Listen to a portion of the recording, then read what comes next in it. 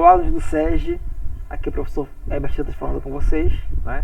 Vamos a capítulo 4, Europa Natural, né? Vamos à parte 3, Relevo e Hidrografia, certo?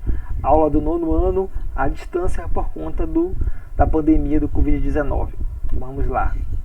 Relevo, então, relevo da Europa, pessoal. As principais formas de relevo da Europa são as montanhas, planaltos, né? E com predominância das planícies. Então temos montanhas, planaltos e a predominância das planícies, tá? Então, uma grande planície que se estende na Europa. Altitudes inferiores a 200 metros, então é mais baixo que 200 metros, é a planície europeia, certo? A planície europeia ou planície euroasiática, porque ela se estende até a Ásia, né? Estende-se de leste a oeste, né? No continente, do Atlântico até os Montes Urais. É delimitada ao sul pelos Alpes e Pirineus, cadeias montanhosas, né? Sua origem é de erosão fluvial, então o relevo lá é aplanado porque vários rios correm por lá, né, e vão levando sedimentos do relevo, erudindo o relevo, né, diminuindo seu tamanho. Por isso que é plano, certo? Então, olha lá, pessoal, esse mapa vai demonstrar, tá, como é o relevo da Europa, tá? Então temos aqui, eu falei para vocês, os Alpes e Pirineus são essas montanhas que ficam aqui ao sul, né? Então, aqui do Oceano Atlântico, do leste, a planície que é o relevo mais baixo, né, que é o verde aqui, né, ela vai se estendendo até chegar aqui na divisão, que são os Montes Urais, pessoal, tá? Que divide aqui a parte da Rússia Ocidental e a Rússia Oriental, ou seja, a Rússia Europeia, aqui já é a Rússia Asiática, certo? Essa é a divisão entre a Ásia natural, entre a Ásia e a Europa, certo? E que temos aqui a grande planície europeia, tá? Com os planaltos, que são essas partes marrons claras no mapa, e as partes escuras são as montanhas, né? Aqui são montanhas do Oriente Médio, então elas não contam, certo? Elas não são da Europa, tá? E aqui um pouco de montanhas também aqui na Escandinávia, na Europa Setentrional, na Europa do Norte. Vamos continuar falando de relevo. Existem algumas depressões, né? Então temos predominância de montanhas planaltas e planícies e pouquíssimas depressões, tá? Relevo mais baixo que o terreno em volta, né? São as depressões relativas, né? Também chamadas de planaltos, né? Então, planalto em relação ao... Desculpe.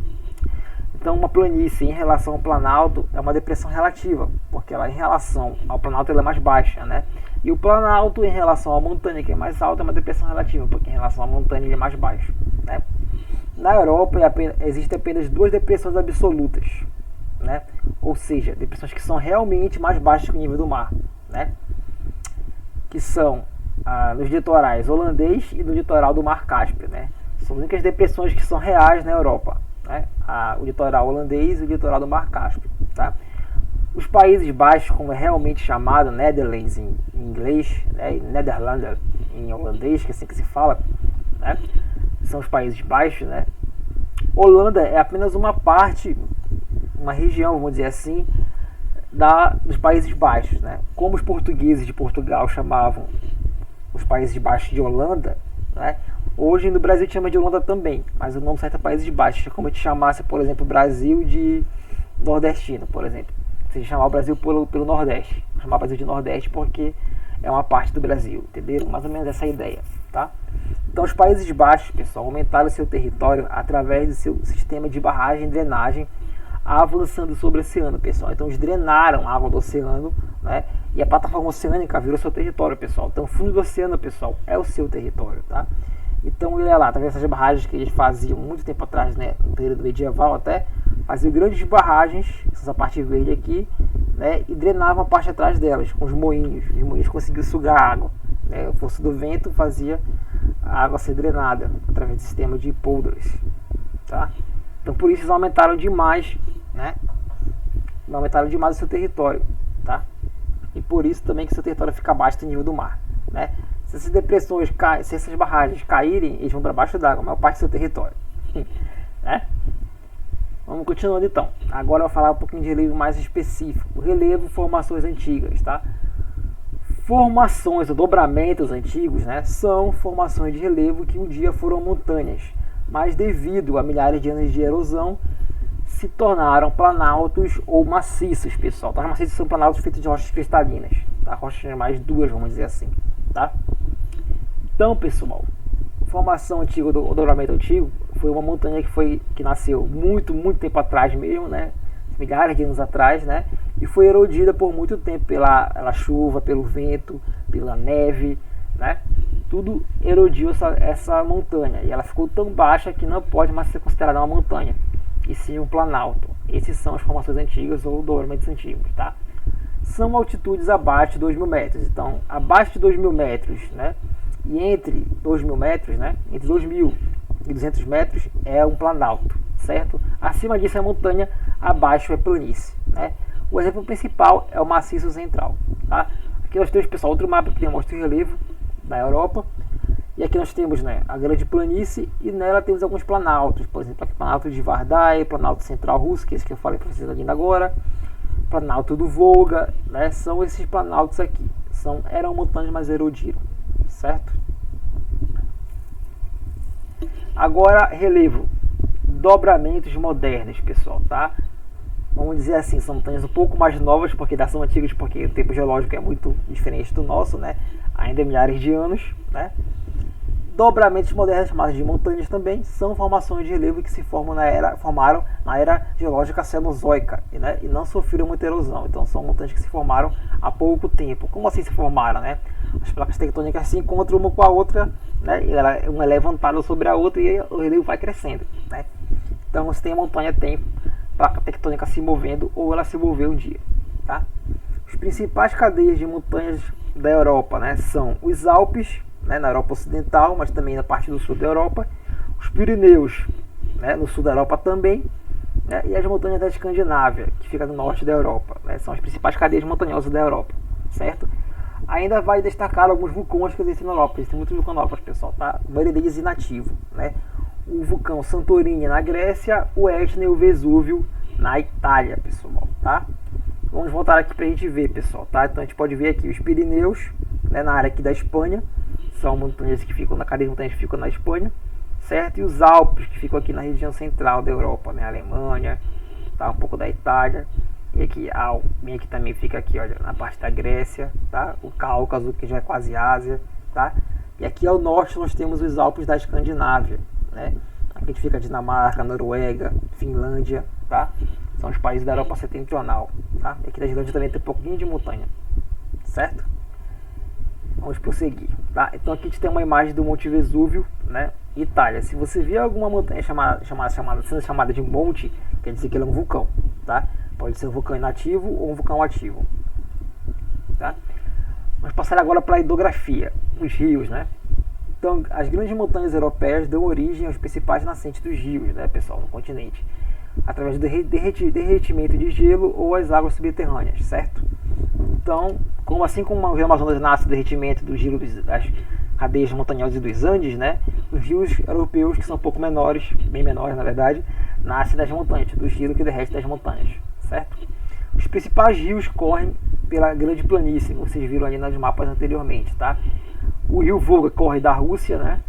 Danúbio, ele corre por 10 países, mas o principal deles é a França. E o Reno também corre pela França. Rio Ruhr, principal rio da Alemanha. Tamisa e Sena, principais rios da Itália, tá? Vamos ver aqui no mapa, tá, pessoal? Então temos aqui o principal corpo de água, que seria o Oceano Atlântico, né? E para cima já é o Oceano Ártico, certo? Conhecido como Mar do Norte também aqui, né? O Mar Mediterrâneo e o Mar Negro, o Mar Cáspio, né? Aí depois desses corpos de água que são maiores, né, pessoal? Qual a diferença para vocês lembrarem de oceano para mar, pessoal? Né? O oceano está ligado ele é uma grande massa de água, né, livre, não é confinado, né? E também é muito profundo, certo? Os mares, eles são parcialmente ou totalmente confinados, pessoal, né? Então, ou seja, o continente delimita eles. Como vocês podem ver aqui, o Mar Mediterrâneo é um mar quase totalmente sem ligamento com o oceano, né? O Mar Cáspio, por exemplo, aqui é praticamente o Grande Lago, não está ligado, totalmente confinado, pessoal, né? Não está ligado com o oceano, aqui assim como o Mar Negro, né? Só tem um pequeno canal aqui, o Mar do Norte, né? E eles são mais rasos que o oceano, bem mais rasos que o oceano, tá bom? Aqui nós temos o Rio Tejo, o Rio Reno, o Rio Tamisa, Rio Elba, Stula, Danúbio, Tibre, né? O Volga aqui saindo da Rússia, né? Os principais rios da Europa, tá? Recursos minerais agora, pessoal, tá? Ainda existe, pessoal, carvão mineral e minério de ferro na Alemanha e na Inglaterra, utilizados na Revolução Industrial. Então, pessoal, a maior parte, pessoal, dos minérios da Europa foram utilizados na Revolução Industrial, né, para constituir suas indústrias, conseguir energia através da queima de carvão. Né. Hoje existem pouco desses minérios, pessoal. A maior parte dos minérios que eles utilizam vem de países desenvolvidos, como a África, né, países da América do Sul, como o Brasil, né, e países da Ásia.